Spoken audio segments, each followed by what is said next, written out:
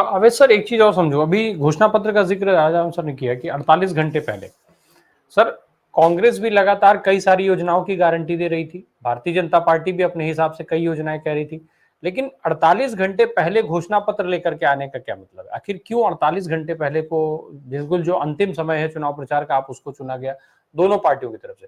क्या एक इसको लाख ये माना जाए एक कहीं? 1,28,000 करोड़ का बजट है जी, छत्तीसगढ़ का। नहीं सर, एक उसी चीज और समझ लो, मैं आप एक चीज समझने के लिए मैं पूछना चाहता था, क्या ऐसा तो नहीं कि ये जनता को मुद्दों से दूर रखा जाए, ऐसा भी कोई एंगल तो नहीं था इसमें जो 48 घंटे पहले लाया गया?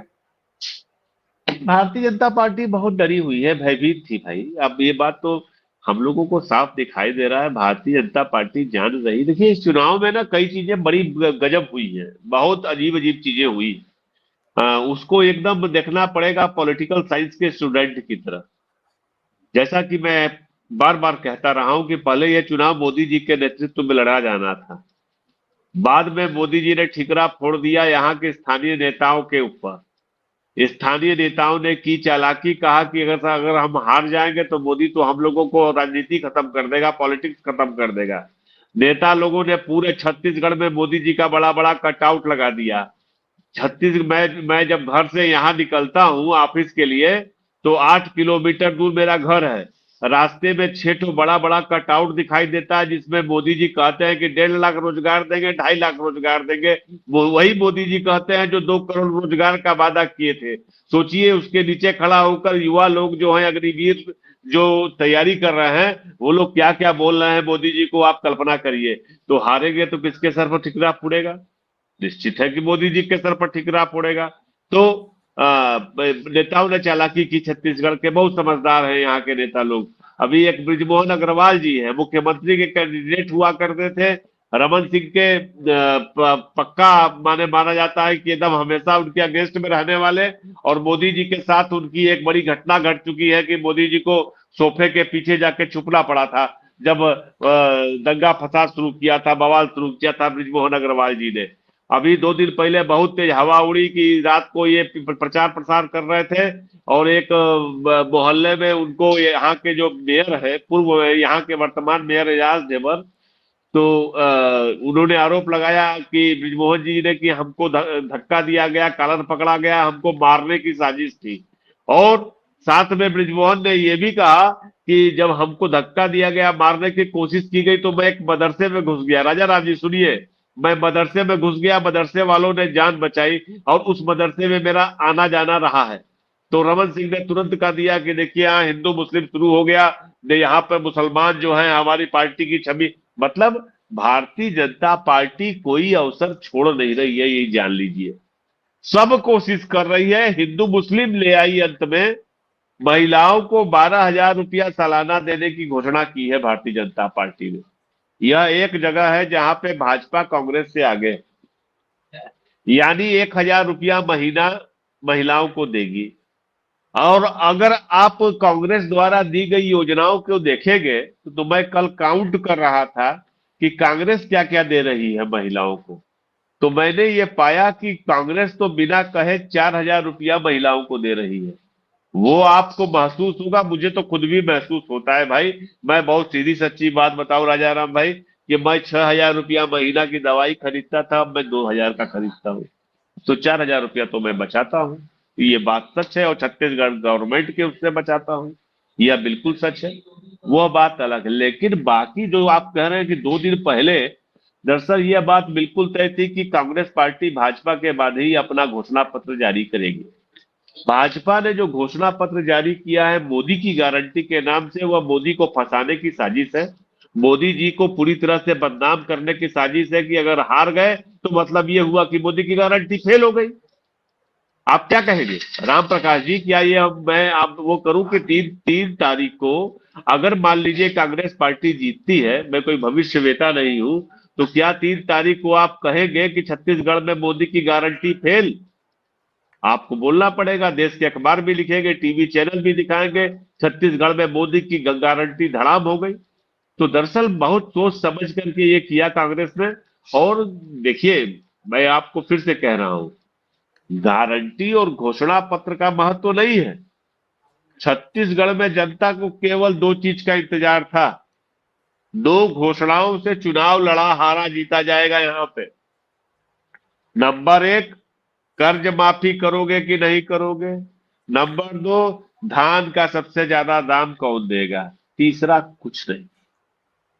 खाली कांग्रेस दो घोषणा कर देती कि हम धान का 3200 रुपया देंगे और कर्ज माफी करेंगे, इतने में कांग्रेस पार्टी चुनाव जीत जाती।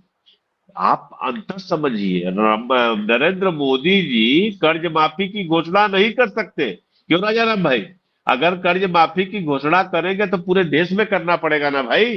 पूरे देश के किसान कहेंगे ना कि हमारी कर्ज माफी करो, तो कर्ज माफी कर नहीं सकते। तो मोदी जी की जो वो है, क्या कहते हैं उसको, टांग फंसना कहते हैं, वो फंसी हुई है। दरअसल स्वामीनाथन कमीशन की रिपोर्ट को अगर वो ईमानदारी से लागू करते, अगर किसानों के लिए भलाई सोचते और जो काले कृषि कानून आए थे वो नहीं आते, तो शायद इतना मुश्किल नहीं होता। लेकिन उन्होंने तो पूरा विश्वास खो दिया है किसानों के सामने। और छत्तीसगढ़ का वोटर साइलेंट है। मैं बार बार कह रहा हूं कि राहुल गांधी क्या बोल रहे हैं, अमित शाह क्या बोल रहे हैं, नरेंद्र मोदी क्या बोल रहे हैं, आज राजनाथ आ रहे हैं क्या बोलेंगे, और ईडी के बारे में क्या कहा जा रहा है, सीडी के बारे में क्या कहा जा रहा है, किसी बात से कोई मतलब नहीं है। जहां जहां एंटी इनकन्वेंसिंग है, वो विधायकों के प्रति है, सरकार के प्रति नहीं है। और उस एंटी इनकन्वेंसिंग को दूर करने के लिए भूपेश बघेल अगर पहुंच जा रहे हैं, जैसे बताएंगे राजा राम जी, मैं गलत बोल रहा हूं कि सही बोल रहा हूं। Narayanpur constituency first phase, Kedar Kashyap उम्मीदवार, भारतीय जनता पार्टी के पूर्व मंत्री, जिनकी पत्नी, जिन्होंने अपने पत्नी की जगह अपनी साली को परीक्षा दिलाई थी, ठीक है, वो चुनाव जीतते नजर आ रहे थे। अब मेरे पास जो आ रहा है आंकड़ा कि वो चुनाव हार भी सकते हैं। राजनांदगांव सीट में पूर्व मुख्यमंत्री रमन सिंह उम्मीदवार है। सब दावा कर रहे हैं भारतीय जनता पार्टी की जीत जाएगा, ये हो जाएगा, ये हो जाएगा। लेकिन कांग्रेस के मैनेजमेंट का कमाल देखिए, प्रचार युद्ध का कमाल देखिए। कांग्रेस ने पूरे प्रदेश में हवा उड़ा दी है कि रमन सिंह हार रहे हैं। गलत बोल रहा हूं? पूरे प्रदेश में इस बात की चर्चा है कि रमन सिंह चुनाव हार रहा है। और यहां तक खबर यह है कि जिस दिन चुनाव खत्म हुआ, रमन सिंह शाम को प्रेस कॉन्फ्रेंस करने वाले थे कि राजनांदगांव में धांधली हुई है। लेकिन कुछ लोगों ने समझाया कि आप इस तरह की प्रेस कॉन्फ्रेंस कर देंगे तो गलत मैसेज चला जाएगा, लोगों को लग जाएगा कि आप हार रहे हैं। और कांग्रेस का कॉन्फिडेंस देखिए। ये कॉन्फिडेंस कर्नाटक में दिखाई दिया था जब घोषणा पत्र में उन्होंने बजरंग बली पर प्रतिबंध लगाने की बात कही थी। वो आत्मविश्वास अब दिख रहा है कि पहले फेज का चुनाव खत्म हुआ, मुख्यमंत्री, उप मुख्यमंत्री, सारे नेता 16 सीट जीतेंगे, 17 सीट जीतेंगे। कॉन्फिडेंस है ये। भाजपा में कोई नहीं कह रहा कितने सीट जीतेंगे। कांग्रेस वाले खुल के कह रहे हैं कि भैया 4 कम कर लो, 5 कम कर लो। यही आत्मविश्वास कहलाता है। आप हमसे बात कर रहे हैं, उसी दौरान टीएस सिंहदेव उप मुख्यमंत्री बिलासपुर में बोल रहे हैं कि सेकेंड फेज में 45 से 55 सीट जीतेंगे, फर्स्ट फेज में हमारी 15 से 16 17 सीटें रहेगी। यह आत्मविश्वास कहलाता है। मामला फंसेगा जरूर, मामला फंसेगा 3 तारीख के बाद, जब मुख्यमंत्री पद का वो होगा। लेकिन एक बात आप जान लीजिए, ओबीसी का दौर है, ओबीसी की राजनीति 2024 जीतने के लिए जरूरी है भूपेश बघेल को हटा करके। कांग्रेस छत्तीसगढ़ की जनता से रार नहीं लेगी, क्योंकि छत्तीसगढ़ की जनता केवल एक व्यक्ति को पसंद करती है, उनकी बदौलत ही कांग्रेस को अब जानती है, वह है भूपेश बघेल। और यह बात बिल्कुल साफ है, इसमें कहीं से कोई दो राय नहीं है। उनके विजन को लोग पसंद करते हैं। उनको लगता है लोगों को कि भैया वो छत्तीसगढ़िया अस्मिता के प्रतीक है। ये हुआ। अब यह बात दिगर है, मैं बार बार कहता हूं कि छत्तीसगढ़िया अस्मिता तो ठीक है, ये इतनी भी न बढ़ जाए कि 5 साल बाद मुश्किल आने लगे। छत्तीसगढ़िया अस्मिता महाराष्ट्र की अस्मिता की तरह नहीं होनी चाहिए। वो उस हद तक ही होनी चाहिए जहां पर सबके बीच प्यार मोहब्बत बना रहे, सबके बीच एक दूसरे के साथ जुड़ाव बना रहे। अवश्य सर।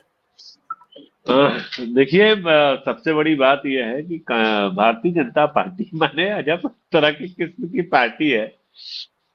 सोचिए, पूरे देश में गृहिणियां जो है 972 रुपए में 1000 रुपए से ऊपर चला गया था गैस का सिलेंडर खरीद रही है। तो भारतीय जनता पार्टी की चालाकी देखिए कि पहले चीजों के दाम बढ़ाती है, फिर अलग अलग राज्यों में दाम कम करके करने का वादा करके चुनाव लड़ जाती है। चुनाव लड़ जाती है। तो ये सब चालाकियां लोग खूब समझ रहे हैं। अभी तो बात गैस सिलेंडर कर रही है, हो सकता है कि कल को कहे कि सरसों के तेल का दाम हम केरल में 120 रुपया से घटा, 180 रुपया से घटा करके 50 रुपए लीटर देंगे सरसों का तेल। अब आप हमको इसके लिए भाजपा को वोट करिए। चलिए भाई, हम चीनी का दाम घटा के 10 रुपया किलो ले आएंगे, इसलिए भाजपा को वोट दीजिए। तो भारतीय जनता पार्टी का यही चल रहा है। मैं अभी गया था बाजार, तो मैं देखा कि एक जगह लिखा हुआ था कि गुड़ जो है, खाने का गुड़, वो मैं आश्चर्य कर गया, 180 रुपए किलो। हम कहे कि क्या खासियत है गुड़ के, तो बताया कि ये भैया वो किया हुआ गुड़ है, रिफाइंड किया हुआ गुड़ है। और वो खाया मैं एक टुकड़ा लेकर के, तो लग रहा था कि मैं चीनी खा रहा हूँ।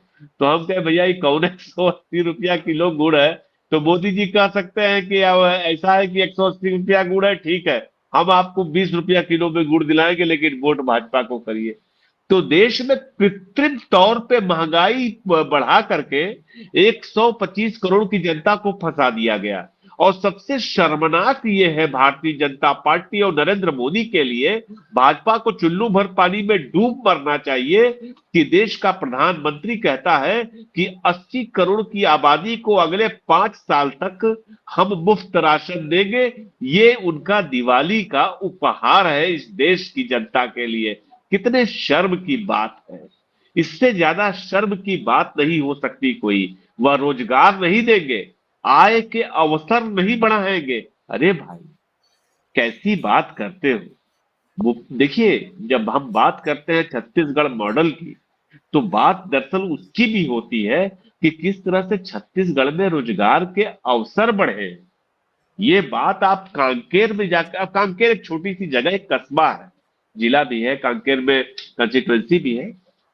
आप जाइए, आपको लोग ऐसे ऐसे काम में नजर आएंगे, ऐसी ऐसी चीजें करते नजर आएंगे, आप आश्चर्य करेंगे कि अरे यार, ये क्या कर रहा है। और उसके बदलाव माने कृषि पे आधारित। अब सोचिए, गोठान को कहे कि गोठान जो हमारे हैं वो इंडस्ट्रियल पार्क में बनेंगे। बहुत से लोग कहते हैं गोठान असफल हो गए और तमाम चीजें अव्यवस्था है। बिल्कुल है। लेकिन अगर वो गोठान के माध्यम से कहते हैं कि हम अगरबत्ती भी बनवाएंगे गोठान में दौरी भी बनेगी, गोठान में बांस का सामान भी बन जाएगा, कुछ तो होगा। गोबर से वर्मी कंपोस्ट कितना कारगर है मैं नहीं जानता, लेकिन गोबर 2 रुपए किलो सरकार खरीद के पैसा तो दे रही है। गोमूत्र का पैसा तो, लोगों के हाथ में पैसा तो आ रहा है कि नहीं आ रहा? इंपॉर्टेंट ये है, नरेंद्र जी मोदी ने इस बात को नहीं समझे। आप एक बात देखिए, अब अगर सड़क पर गाय खूब आती है छत्तीसगढ़ पे, सड़क पे आप चले जाएंगे, जो नेशनल हाईवे है उस पर आपको गाय सड़क पर बैठी नजर आ जाएगी।